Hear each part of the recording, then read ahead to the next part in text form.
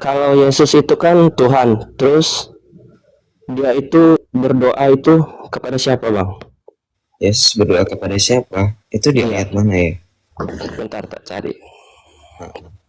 Mana tadi Kak Charles kok turun lagi sih? Hmm, Saya nggak ngegas kok teman-teman. Ini suara saya aja suara yang bisa dibilang lemes. Karena saya sambil tiduran. di Untuk Lukas 23:34. Lukas 23:34. Apa itu bunyinya?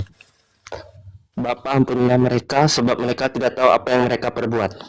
Oh itu. Aku Dan di tadi ayat yang jelaskan Bang ya, dia itu kan Tuhan, kenapa dia berdoa kepada Tuhan?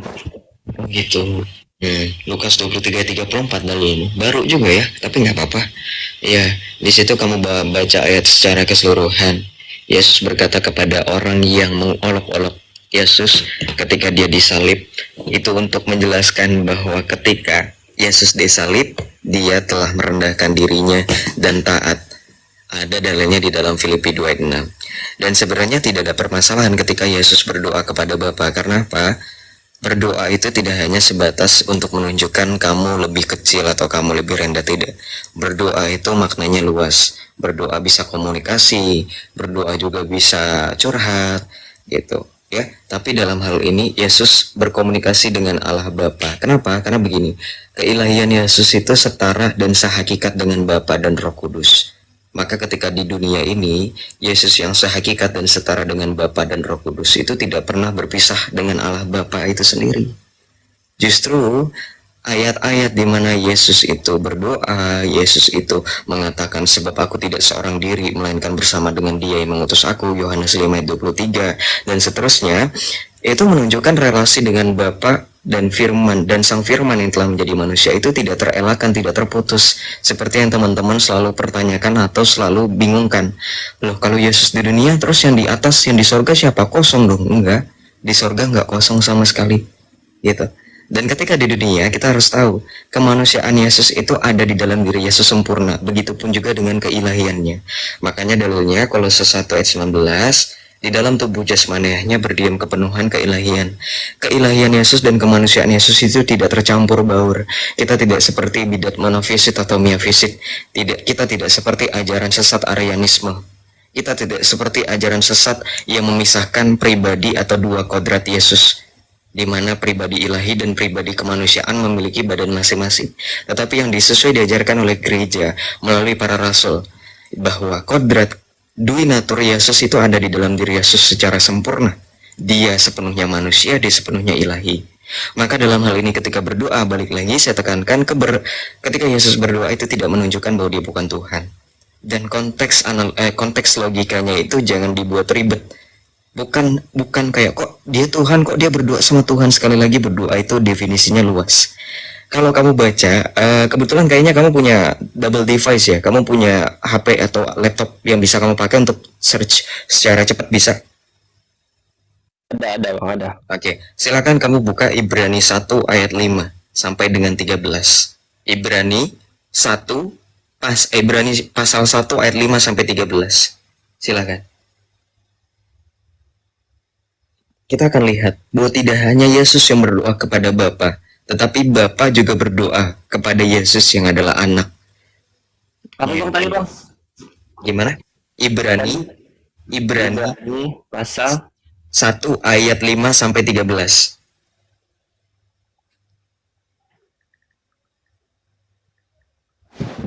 Oke, langsung aja Bang, jelaskan Bang. Dibaca boleh? Enggak Bang, Abang aja yang jelaskan Bang. Dibaca boleh biar kita tahu. Abang aja Bang yang baca Bang. Kenapa kamu tidak mau membaca Ibrani 1 ayat 5 sampai 13? Tak baca dalam hati aja Bang, biar Abang yang jelaskan. Jangan dibaca dalam hati, dibacakan secara keras. Kamu tadi bacakan Lukas 23 ayat 43 dengan keras. Maka bacakan Ibrani 1 ayat 5 sampai 13 dengan keras juga. Abang aja Bang, biar Abang yang jelaskan Bang. Dibaca dulu, nanti aku jelaskan kok. Jangan takut. Biar kamu juga mengerti. Kenapa? Kenapa seperti ketika saya bawa Ibrani 1 ayat 5, bahwa Bapak juga berdoa kepada anak, kenapa kalian takut? Apakah dengan begitu argumentasi kalian dengan mudah dipatahkan? Bahwa Yesus itu nggak cuma berdoa kepada Bapak, Tetapi Bapa juga berdoa kepada Yesus. Apakah itu juga menjelaskan bahwa Bapa bukan Tuhan? Terus siapa yang Tuhan tuh? Nanti bingung sendiri. Nah, makanya saya bilang konteks ketika Yesus ataupun Bapa berdoa, mereka saling berkomunikasi intinya. Dan dalam keilahian itu tidak ada yang namanya tidak mungkin. Tidak ada yang namanya mustahil. Makanya di dalam Ibrani 1 ayat 5, saya bacakan. Ya, karena beliau tidak berkenan untuk membacakan, saya tidak tahu alasannya. Ibrani 1 ayat 5 sampai dengan 13, perikopnya anak Allah lebih tinggi daripada malaikat-malaikat. Karena kepada siapakah di antara malaikat-malaikat itu pernah ia katakan, anakku engkau telah kuperanakan pada hari ini. Perhatikan, kata anakku ini merujuk kepada siapa? Nanti kita akan tahu. Anakku engkau telah kuperanakan pada hari ini. Dan aku akan menjadi bapaknya, dan ia akan menjadi anakku. Dan ketika ia membawa pula anaknya yang sulung ke dunia, kita lihat. Sekarang kalau boleh saya tanya jujur kepada teman-teman Kristen, boleh bantu jawab di komen. Kamu juga kalau misalkan tahu jawabannya, saya tanya, di dalam Ibrani 1 ayat 6, di sini dikatakan, dan ketika ia membawa pula anaknya yang sulung ke dunia. Siapa anaknya yang sulung ini? Ada yang tahu ini siapa? Ini merujuk kepada siapa? Ini Yesus Kristus. Ayatnya itu di dalam Yohanes 3 ayat 16. Karena begitu besar kasih Allah akan dunia ini sehingga dia mengkaruniakan anaknya yang tunggal, supaya yang percaya kepadanya tidak binasa melainkan memperoleh hidup yang kekal. Ketika di dalam Ibrani 1 ayat 6 dikatakan, dan ketika ia membawa pula anaknya yang sulung ke dunia, ia berkata, Allah Bapa berkata, semua malaikat Allah harus menyembah dia. Ayat ke-7 saya lanjutkan, pegangan dulu. Dan tentang malaikat-malaikat ia berkata, yang membuat malaikat-malaikatnya menjadi badai dan pelayan-pelayannya menjadi nyala api. Ayat ke-8, ini perkataan Allah Bapa. Tetapi tentang anak ia berkata, tahtamu ya Allah tetap untuk seterusnya dan selamanya. Dan tongkat kerajaanmu adalah tongkat kebenaran. Ayat yang ke-9, engkau mencintai keadilan dan membenci kefasikan. Sebab itu Allahmu telah mengurapi engkau dengan minyak sebagai tanda kesukaan, melebihi teman-teman sekutumu. Ini ayat 9 ini mengutip Mazmur. Makanya kalau ada yang bilang, oh di kitab Mazmur itu nubuatan kepada Nabi Muhammad, mana mungkin Nabi Muhammad disebut sebagai Allah. Jadi dikatakan sebab itu Allahmu telah mengurapi engkau. Allah di sini merujuk kepada Sang Firman yang adalah Allah itu sendiri. Allahmu itu merujuk kepada Allah Bapa yang telah mengurapi Yesus Kristus sebagai firman Allah, sebagai Mesias itu sendiri. Kemudian ayat selanjutnya, ayat ke-10. Dan pada mulanya ya Tuhan, engkau telah meletakkan dasar bumi, dan langit adalah buatan tanganmu. Lihat, di sini Allah Bapa memuji Yesus, memuji Sang Firman, memuji Sang Anak yang tunggal dengan mengatakan pada mulanya ya Tuhan, engkau telah meletakkan dasar bumi, dan langit adalah buatan tanganmu. Apakah ada Nabi yang dipuji mengatakan, engkau pada mulanya meletakkan dasar bumi? Apakah Allah pernah berkata kepada Nabi Muhammad, engkau telah pada mulanya meletakkan dasar bumi dan langit adalah buatan tanganmu? Enggak ada. Kemudian ayat selanjutnya, ayat 11. Semuanya itu akan binasa, tetapi engkau tetap ada. Dan semuanya itu akan berubah, menjadi usang seperti pakaian. Lihat di sini kata-katanya. Semuanya itu akan binasa, tetapi engkau tetap ada. Kata Bapa, kata Allah kepada Yesus, semua itu akan bisa binasa, tetapi engkau, firman Allah, engkau anakku yang sulung, engkau Yesus Kristus tetap ada. Dan semuanya akan semuanya itu akan menjadi usang seperti pakaian. Kemudian yang berikutnya ayat 12, seperti jubah akan engkau gulungkan mereka, dan seperti persalinan mereka akan diubah, tetapi engkau tetap sama, dan tahun-tahunmu tidak berubah, tidak berkesudahan. Ayat 13, ayat terakhir. Dan kepada siapakah di antara malaikat itu pernah ia berkata, duduklah di sebelah kananku, sampai ku buat musuh-musuhmu menjadi tumpuan kakimu. Ini adalah kalimat yang juga dikutip dalam kitab Mazmur. Duduklah di sebelah kananku, ini juga menggenapi ketika Yesus naik ke surga, duduk di sebelah kanan Allah Bapa. Tuh. Jadi seperti itu. Jadi nggak cuma Yesus yang berdoa kepada Bapa, Bapa juga berdoa kepada Yesus. Bapa berkata kepada malaikat untuk menyembah Yesus. Ya. Jadi kalau dikatakan berdoa itu hanya menyembah, ya silakan pakai definisi itu. Tetapi itu tidak sama sekali merubah ketentuan bahwa Yesus adalah Tuhan, bahwa Yesus adalah Allah. Karena sekali lagi, doa itu komunikasi. Di dalam tubuh, di dalam Yesus Kristus, kemanusiaan dan keilahian itu ada.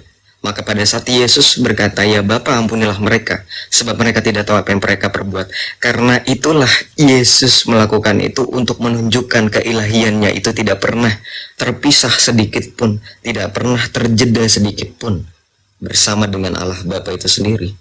Sama seperti analogi tubuhmu. Ketika manusia normal mempunyai tubuh dan jiwa, mana ada ketika kamu tidur jiwamu terangkat gitu, nggak pernah. Tubuhmu hilang, nggak pernah. Manusia normal ya. Maka dalam hal ini, dalam hakikat Allah, Bapa, Firman, dan Roh Kudus tidak pernah terpisah sedikit pun. Sekalipun Firman itu telah menjadi daging, kedagingannya tidak membuat keilahiannya itu hilang sama sekali. Itu dia. Oke bang, makasih. Ini banyak yang komen bang, pada adu-adu. Sebenarnya kan kita punya ideologi masing-masing kan, jadi nggak bisa diadu-adu gitu, nggak ada gunanya lah. Mau pertanyaan terakhir bang, ini bang, bukan pertanyaan sih ini. Menurut abang, pendapat abang tentang yang akhir-akhir ini viral tentang Elia itu bang, cara penyampaiannya menurut abang itu benar apa salah bang? Speak up Dua-duanya. tentang Elia gitu. Dua-duanya. Benar menurut orang yang berilmu, salah menurut orang yang tidak berilmu. Oh, Itu aja. berarti kalau benarnya orang berilmu itu bang menyampaikan sesuatu harus menyinggung pihak tertentu gitu bang? Setahu saya Elia tidak menyinggung pihak tertentu karena menjawab dengan sesuai pertanyaan yang diajukan. Dia Jika harus kalian mau menyalahkan salah satu pihak, kalian tanyakan yang menanyakan. Contoh, saya tidak akan menjawab pertanyaan yang kamu layangkan kepada saya. Begitupun juga tidak mungkin saya menjawab pertanyaan yang tidak ditujukan kepada saya. Kamu misalkan tadi nanya, kenapa Yesus berdoa kepada Allah Bapa? Loh, saya jawab dong, karena kamu nanya kayak gitu ke saya. Kalau misalkan ada yang marah sama saya, oh Joseph, ngapain kamu ngejelasin Yesus itu berdoa kepada Allah Bapa? Loh, silakan marah kepada yang nanya, karena saya di sini hanya menjawab. Begitu kan Elia. Bukan gitu, maksudnya penjelasan dia itu benar aja sesuai dengan historis yang ada di Alkitab kan. Cuman cara penyampaiannya itu bang, yang kutanyakan itu cara penyampaian, bukan bobot atau isinya itu benar aja aku tahu menurut pandangan historis yang Berarti ada. kamu mengakui kebenaran secara historis. Oke, cara penyampaian yang kamu komentarin, memang cara penyampaiannya seperti apa sih? Seperti dia menyebutkan agama Islam tuh ya agama yang datang dari kepercayaan yang datang di abad ke-7, atau menyebutkan orang Islam itu sebagai asumsi teologi gitu dia menyebutkan. Yang salah dari situ apa ya?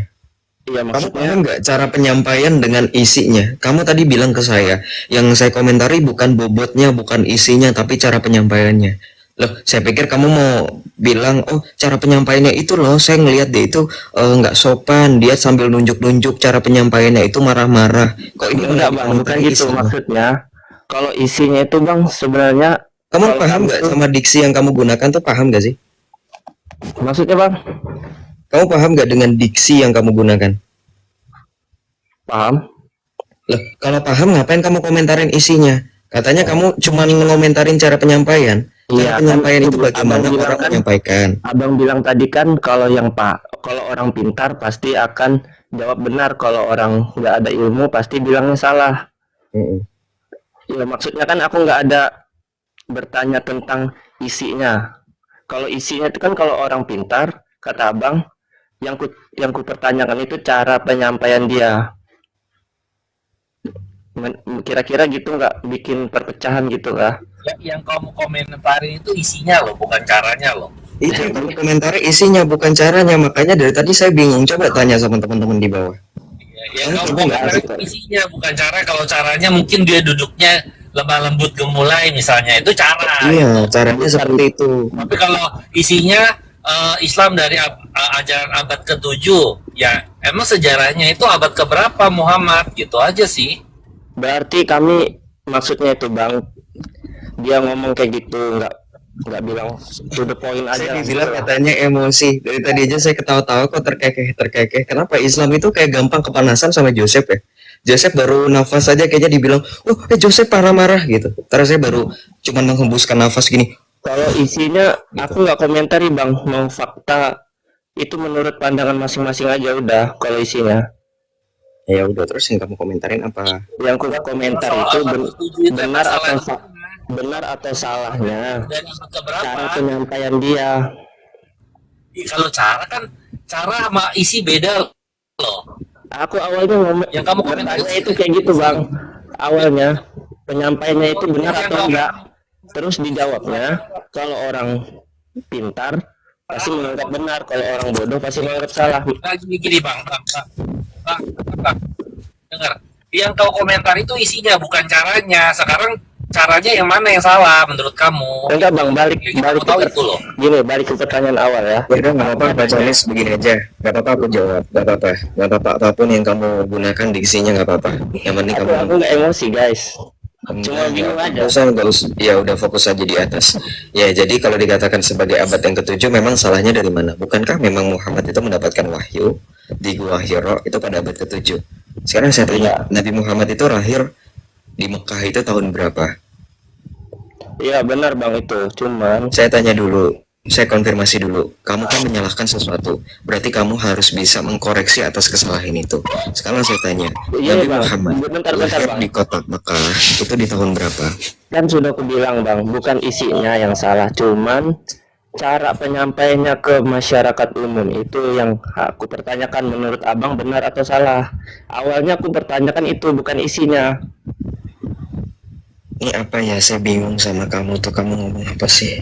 Kayak gini lah bang, misalnya nggak usah pakai, dia kan pakai kata-kata perumpamaan gitulah, nggak to the point kayak gitu, jadi menyinggung orang banyak gitu maksudku. Sama kok. Kalau cara Elia masih sopan kok setahu Kayak ini. gini, Ini bukan kalau karena aku misalnya satu iman ya. Tapi memang cara yang di Elia masih sopan kok. Kamu kalau bayangin kalau Kiamat diundang ke podcastnya Dr. Richard, mungkin Elia yang bahasnya lemah lembut sopan aja orang kejang-kejang, apalagi Kiamat. Saya nggak bisa bayangin sih. Chaos kayaknya orang Indonesia. Kiamat yang itu. Beneran loh. Kamu harus tahu Kiamat itu ngomongnya gimana.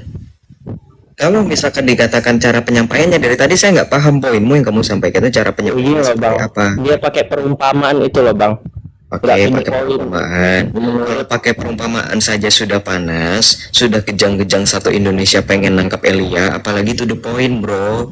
Ini saya nggak ngerti Bukan bang, pikir gini kamu bang, tuh bagaimana. kenapa dia bilang agama Islam tuh asumsi teologi, itu aja sih. Kenapa nggak menurut kepercayaan umat Islam, menurut asumsi teologi dia bilang gitu. Menurut abang itu dia pakai perumpamaan kata itu benar apa salah? Perumpamaan tersebut benar. Asumsi teologis itu benar kok. Asumsi itu apa sih? Pendapat teologis. Asumsi teologis kan? Berarti membenarkan kalau Islam itu hanya berasumsi. Jangan Kata abang dipisah, kan benar. jangan dihilangkan kata berikutnya. Asumsi teologis. Pahami dong, berpendapat, kamu nggak ngerti. Coba, sekarang saya tanya, yang harusnya benar itu pakai gimana coba? Enggak bang, maksudku tuh to the point aja lah menurut kepercayaan Ya, umat kalau to the muslim. point saya berani. Kalau to the point kamu maunya gimana coba? Kalau to the point seharusnya kayak gimana? Gue kan dia tuh mengganti alamat umat muslim itu menjadi asumsi teologi itu bang, Ya kata-katanya. betul. Mengganti Iya, alamat apa? coba abang Memangnya jelaskan. alamat palsu? Maksudnya apa? Nggak tahu. Kamu ngomong apa juga saya nggak ngerti. Ya udah bang, gak usah diperpanjang bang.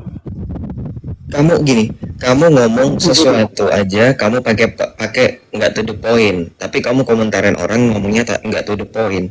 Jadi sama-sama nggak to the point, ya udah. Ya udah, siap. Oke bang, turun dulu ya bang ya. Ya, Ngakak turun. aku bang. Iya, sama aku juga ketawa. Tapi ketawa aku dalam hati karena aku masih mikirin kamu Aku mau ngomong apa. koreksi dikit boleh bro? Iya boleh, silakan. Ya, jadi gini, yang tadi yang tahun 175 itu syahadat yang pendek, bukan syahadat Nikea. Iya, tadi aku bilangnya bahwa syahadat itu dikukuhkan kembali, dipertegas kembali, dilengkapi pada saat Nikea, konsili Nikea. Aku bilang kayak gitu. Karena pada saat itu untuk Kalau yang membantu. 175 itu syahadat yang pendek. untuk banget tuh. iya untuk membantu para uskup mengajar kepada para katekumen, aku bilang gitu tadi sesuai dengan pembicaraan kita tadi malam.